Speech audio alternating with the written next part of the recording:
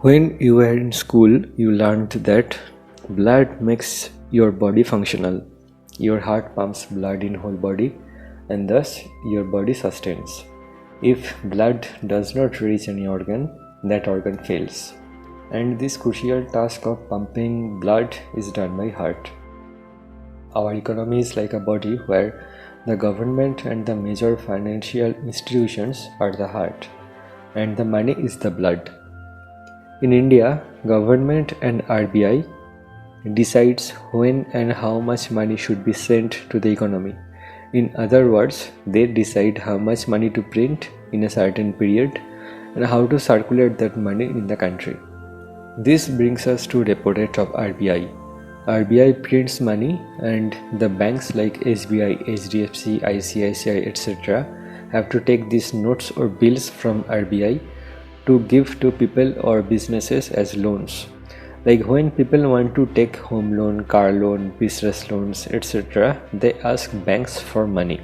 Now, the banks have to get that money from somewhere, right?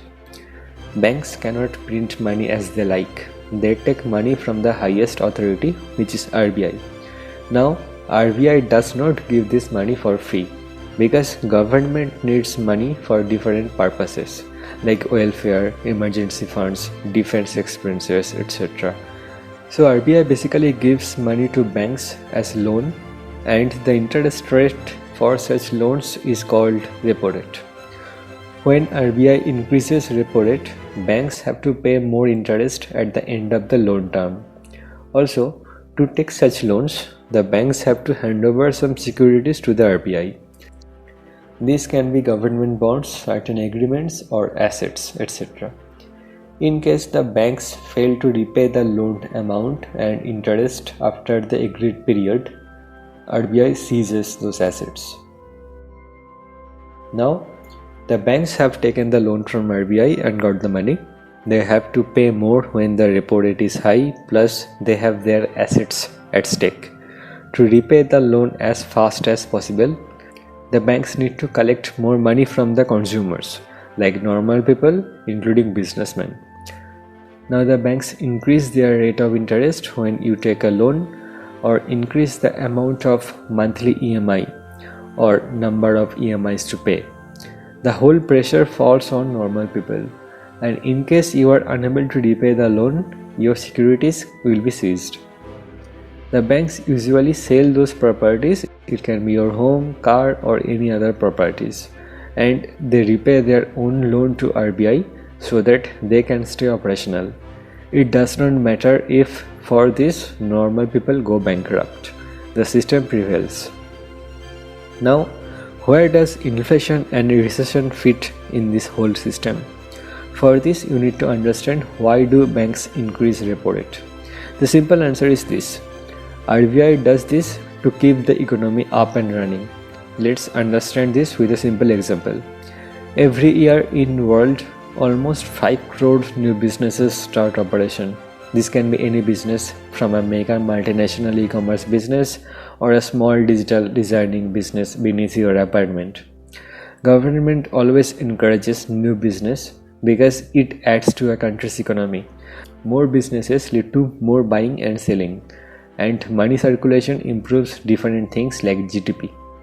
Also, when businesses start to earn more, when individuals start to earn more, the governments also get more income through tax collection.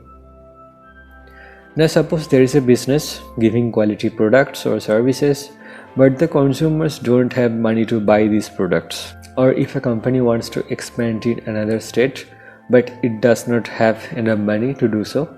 In both these cases, the company is lacking opportunities to create wealth due to lack of capital. Money circulation stagnates economic growth, and government does not like it. So the government wants to create a situation where consumers will have more money in their hands, and this is done by printing more money. In such cases, RBI has more money supply and they circulate it to the banks in a lower interest rate or repo rate. The banks encourage people to get loans of different types, and the loan rate is also kept low. The businesses take loan, and with that they can provide more salary or expand their operations.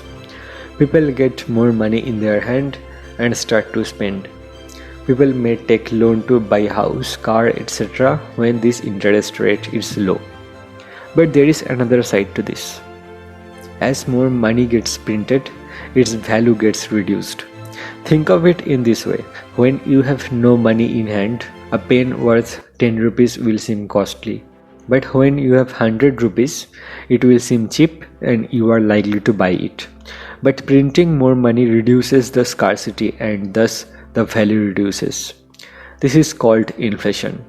Now, as the value of your 100 rupee note reduces, people will want to get more notes to receive the actual value. And the price of products increases gradually. Now again, a scenario appears where normal people find it hard to buy stuffs because the price becomes high and they lack money to spend.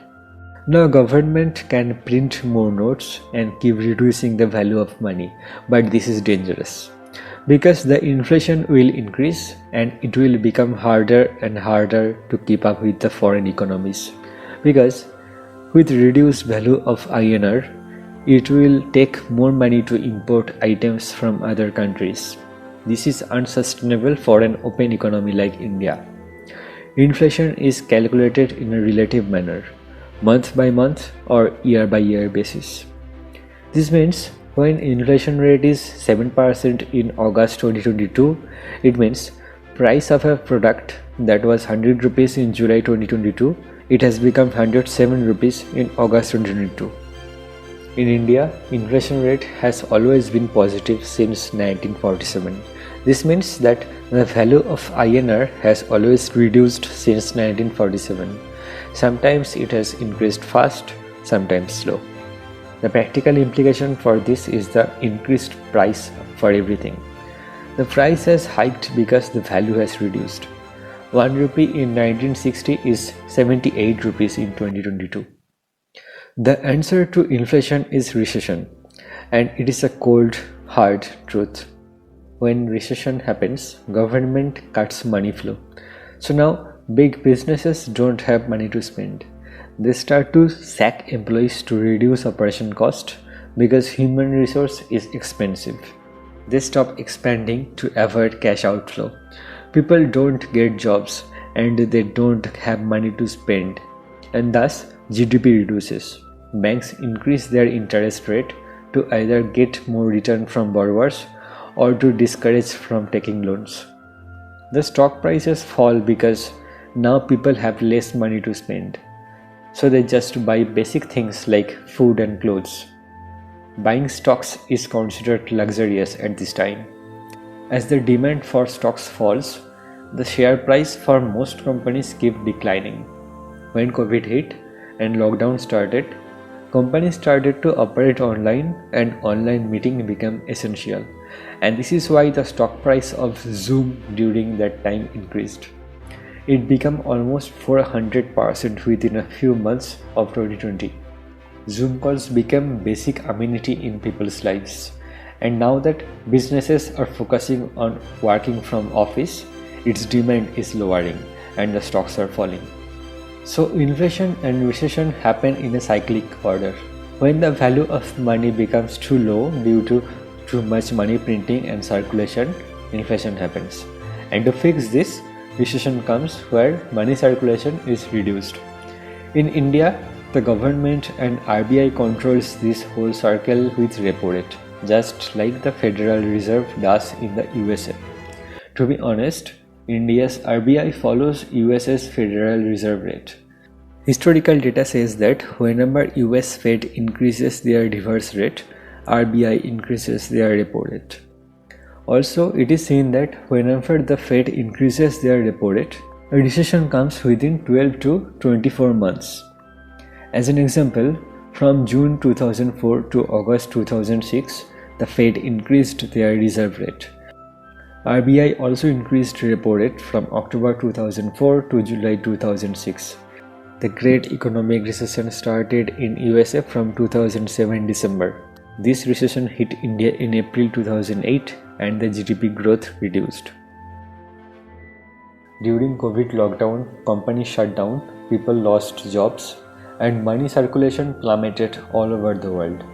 To sustain economy, RBI reduced their repo rate and kept it low till May 2022.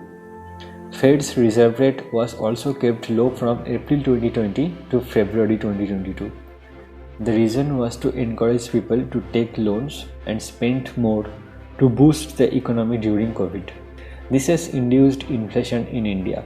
Recently, from February 2022 to August 2022, the Fed has increased their repo rate continuously. RBI has been increasing repo rate from May 2022. As you can understand, recession does not happen overnight.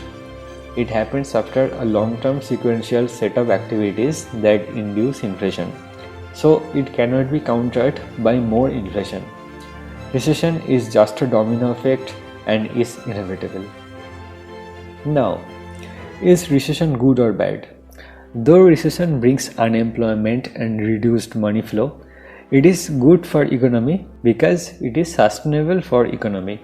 If RBI keeps printing money, then India will become like countries like Venezuela, where money bills are less valuable than tissue papers.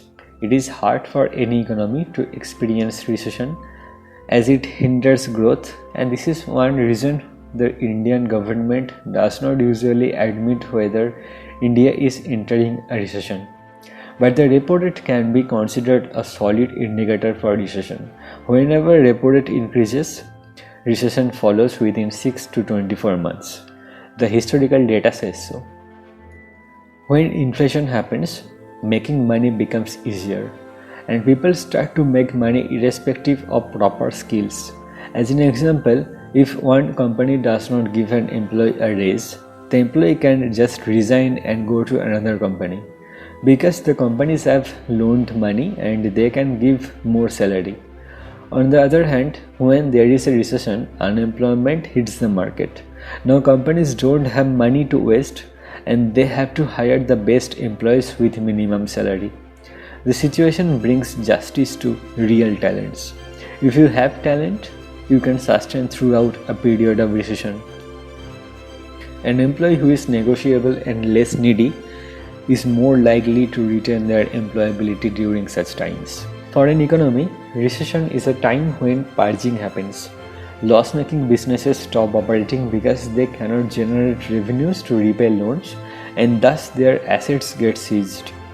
Recession encourages employees to gain new skills and demand less. During recession, getting loans is hard, and this gives rise to leaders who have the mindset to advance irrespective of such barriers. Many vendors reduce cost of products. This actually helps other businesses to buy raw materials or inventories in a cheaper cost. As many companies go bankrupt during recession, banks sell those seized assets like storerooms or equipments at a lower cost. Any businessman takes recession as an opportunity than a challenge. Thus, during recession, people need to work hard to sustain. Employees need to gain skills and be less demanding to keep their jobs. Companies need to stop wasting money and add value to the society to generate revenue. Manufacturers need to reduce product price to retain consumers and gain advantage in the competition. Flexibility is the key if you don't have money. For investors, recession is an advantage. While in recession, stock prices decline, giving an opportunity to buy good stocks in lower price. Not only the investors, but also any citizen can take this advantage. You need to remember that after any recession, a period of growth comes. Banks start to inject money in the economy so that people can sustain, and thus the businesses start to get loans easily. People start to earn more and money starts to circulate more. With more money in hands, people start to spend more on luxury items and also start to buy stocks. Thus, stock prices start to increase and those who bought it during recession benefit the most. Apart from repo rate, a good indicator of recessions is the stock price of good companies. During recessions, share prices of many companies start to decrease. As an example, even if it is recession, People will buy amenities like rice, vegetables, toothpaste, soap, medicine, tea and coffee, etc. People will still pay for electricity, water and petrol. People won't buy new cars, houses, phones, AC, jewelry. People won't go to vacation. People also usually don't invest much during recession, but professional investors do as they know the fact and they have money. And from here you can derive what type of companies do well during recession and which stocks fall. I am making this video in October 2022. In the past 5 to 6 months, TCS stocks have fallen 20%, Infosys is down 26%, Reliance is down 13%, HCL 20%, Wipro is down 34%. These are big companies in Indian technology sector. They make software, telecom items, computers, etc. In the energy sector, Coal India is up by 17%, NTPC is up by 18%. Hindustan Unilever stocks increased 34% and ITC is up by 34%. Patanjali is up by 30%. These companies manufacture food items, personal care products, etc. In banking sector, stocks of HDFC, SBI, Axis Bank, ICICI Bank, etc. have increased in the last couple months. These companies offer financial investment services like mutual funds, gold ETFs, etc. Evaluating this, I can conclude that recession has either hit India or is about to hit hard very soon within a few months. Experts in USA has already told that USA has entered a state of recession from August 2022. Stocks like Facebook, Google, Amazon, Tesla have gone down in the past 3-4 months. Based on historical data and the fact that RBI repo rate follows the US Fed rate, it can be said that recession is coming in India if not already came. One thing you have to keep in mind that after recession, a period of growth comes and this growth period stays much longer. The government wants to keep the money circulating. So if you take advantage of recession, after a few years, you will reap the benefits for many years. Whenever repo rate is increased, recession follows and after some time, repo rate is reduced to start circulating money. Recession does not affect most of the Indians because of the high unemployability. A large number of Indian youth does not have jobs anyway, so they hardly care about the market. The young people need to take advantage of the recession instead of sitting on their hands. They need to build up skills, maybe start a business or invest rather than watching political news on TV and meme videos on YouTube. Otherwise, the gap between INR and USD will sustain. Recession will take a toll on those who relied on crypto investment and become sudden millionaires without any hard work. If someone really wants to earn money by investing, he needs to learn the art of investing. Day trading itself is a seriously risky job, and a successful day trader can help others to make money by hedging. On the other hand, for businesses and investors, this recession is significant as they have to develop their strategies to sustain and create wealth. Businesses have to understand how to reduce operational cost, how to improve sales, which products to introduce to the market. Investors need to identify proper stocks based on company's operations and strategies. While investing, timing matters. As an example, a company that sells rice, its stock may go up from the start of the recession. On the other hand, a company that manufactures car parts, its stock may reach the lowest after a few months from recession's starting point. So you need to do due diligence to decide when to invest in which stocks. During the 2008 recession, India's merchandise real estate sector experienced loss, but BPO and telecom sectors kept growing due to quality service and cheap price. During 2020 COVID lockdown, hospitality and travel sector saw a big drop, but FMCG, e-commerce and technology sectors kept growing. Before ending, I would like to put a disclaimer. The stocks mentioned in this video are not to be taken as recommendations. I am not an expert and you should analyze any stocks before buying. Do your own research by understanding the market, company's operations, and timing. Day trading is risky. Serious traders need to hold their positions for longer terms to reduce risks. After all darkness, light comes. Similarly, after recession, a period of growth will come and an opportunity to climb the ladder is near. Grab it now, so that after a few years, you reach a position where the next recession will not affect you negatively.